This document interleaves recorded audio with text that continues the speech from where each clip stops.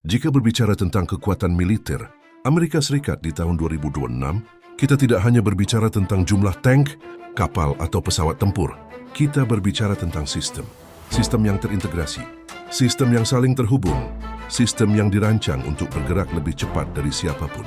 Di era modern, peperangan bukan lagi soal siapa yang punya senjata paling besar, tapi siapa yang memiliki informasi paling cepat.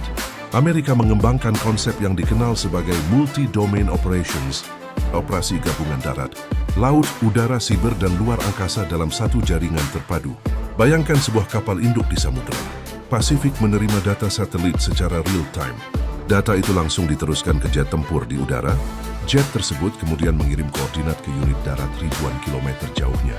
Semua terjadi dalam hitungan detik. Inilah wajah peperangan modern, dominasi laut. Angkatan Laut Amerika masih menjadi yang terbesar di dunia dalam hal proyeksi kekuatan global. Dengan 11 kapal induk bertenaga nuklir kelas Nimitz dan Ford, Amerika mampu memproyeksikan kekuatan udara ke hampir seluruh penjuru dunia tanpa harus bergantung pada pangkalan darat.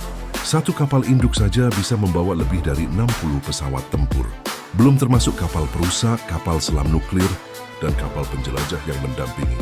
Kapal selam kelas Virginia misalnya, dirancang untuk beroperasi secara senyap di kedalaman laut, membawa rudal jelajah presisi tinggi. Keunggulan laut ini membuat Amerika memiliki fleksibilitas luar biasa dalam merespons krisis global.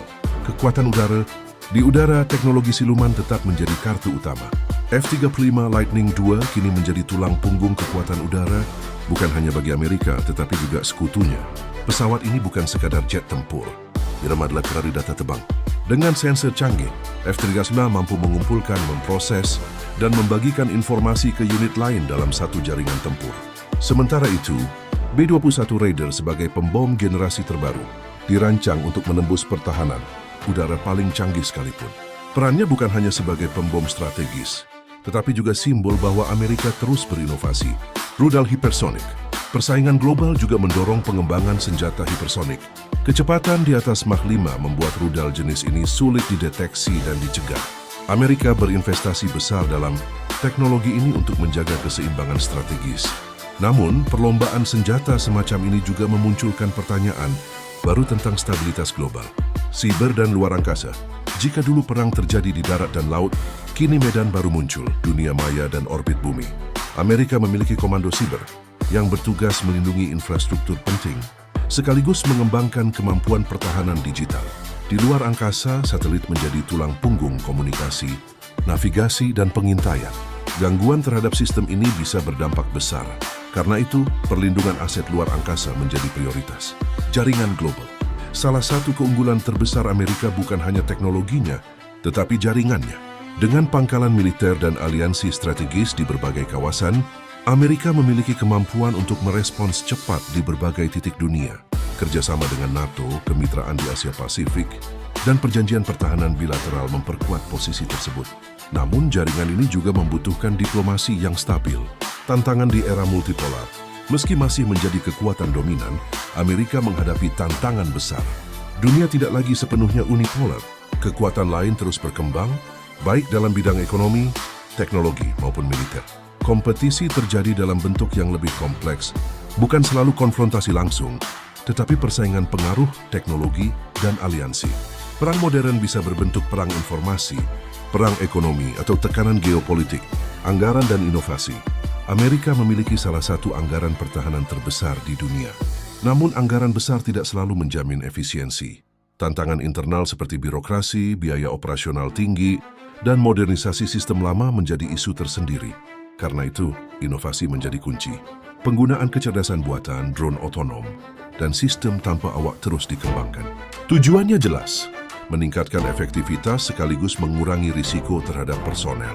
Peran teknologi AI dan drone. Drone kini menjadi bagian penting dari strategi militer modern, baik untuk pengintaian maupun misi presisi. Integrasi kecerdasan buatan memungkinkan analisis data yang jauh lebih cepat. Namun penggunaan teknologi ini juga menimbulkan diskusi etis global. Bagaimana memastikan teknologi digunakan secara bertanggung jawab? Stabilitas global. Kekuatan militer tidak hanya tentang perang, ia juga berfungsi sebagai alat pencegah Konsep deterrence atau pencegahan strategis bertujuan untuk menjaga stabilitas dengan menunjukkan kesiapan. Dalam banyak kasus, kekuatan yang besar justru digunakan untuk mencegah konflik terbuka. Namun keseimbangan ini sangat rapuh. Kesalahan kalkulasi, misinformasi, atau ketegangan politik bisa mengubah dinamika dengan cepat. Masa depan? Lalu bagaimana masa depan dominasi militer Amerika? Jawabannya bergantung pada banyak faktor.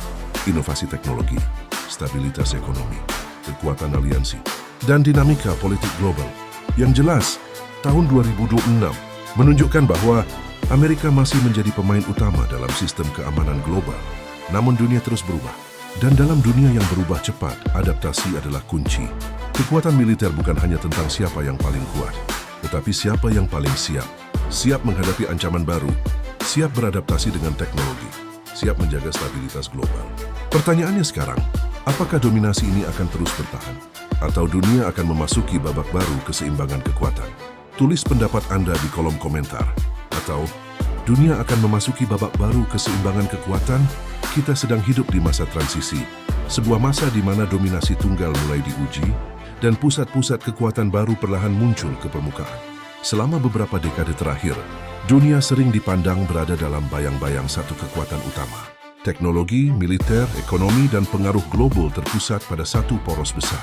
Namun tahun demi tahun dinamika itu berubah. Negara-negara lain memperkuat industrinya, mengembangkan teknologi canggih, membangun kerjasama regional, meningkatkan kapasitas pertahanan dan pengaruh diplomatik. Kini, dunia tidak lagi sesederhana siapa yang paling kuat. Dunia bergerak menuju sistem multipolar, sebuah tatanan di mana beberapa negara memiliki pengaruh signifikan secara bersamaan.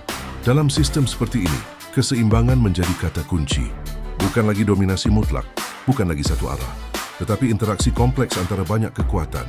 Di satu sisi, keseimbangan kekuatan bisa menjadi penjamin stabilitas. Ketika tidak ada satu negara pun yang terlalu dominan, setiap pihak cenderung lebih berhati-hati. Konsep pencegahan strategis bekerja melalui keseimbangan. Setiap langkah dipertimbangkan, setiap keputusan dihitung. Namun di sisi lain, dunia multipolar juga lebih rumit. Aliansi bisa berubah, kepentingan bisa bertabrakan. Teknologi baru bisa menggeser keseimbangan dalam waktu singkat. Perang modern tidak selalu berbentuk konfrontasi terbuka. Ia bisa hadir dalam bentuk persaingan ekonomi, perang informasi, kompetisi teknologi, atau pengaruh geopolitik di kawasan strategis. Dalam konteks ini, kekuatan militer hanyalah satu bagian dari persamaan. Kekuatan ekonomi menentukan daya tahan, teknologi menentukan kecepatan adaptasi, diplomasi menentukan stabilitas hubungan, dan yang paling penting, kepemimpinan menentukan arah. Babak baru keseimbangan kekuatan bisa menjadi peluang. Peluang untuk menciptakan sistem global yang lebih inklusif. Peluang untuk membangun kerjasama yang lebih luas. Namun ia juga bisa menjadi ujian besar, karena semakin banyak aktor kuat dalam satu panggung, semakin tinggi potensi gesekan. Pertanyaannya bukan lagi, siapa yang akan mendominasi? Tetapi, bagaimana dunia mengelola kekuatan yang tersebar ini? Apakah kompetisi akan tetap berada dalam batas yang terkendali? Ataukah rivalitas akan meningkat?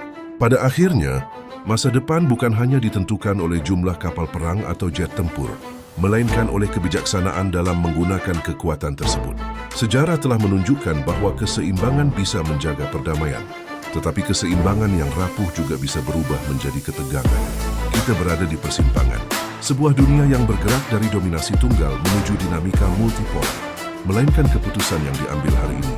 Karena keseimbangan kekuatan bukan sekadar soal militer, Irat Selebar Ventura, masa depan dunia.